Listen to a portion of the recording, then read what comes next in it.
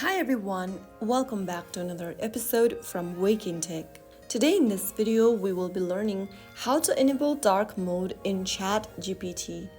To turn on or enable dark mode in ChatGPT application, first of all, open up the ChatGPT app on your device and from the home page, tap the menu button at the top left. From the expanded menu, click on your name at the bottom and this will bring up the settings option. From the settings menu, go and tap on color scheme and then choose dark from the menu pop-up.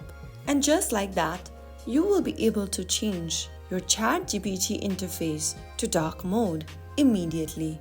You can also go ahead and choose the system option in order to match your device's theme. Dark mode is now enabled on your ChatGPT interface. It will help you reduce eye strain, especially in low light environments.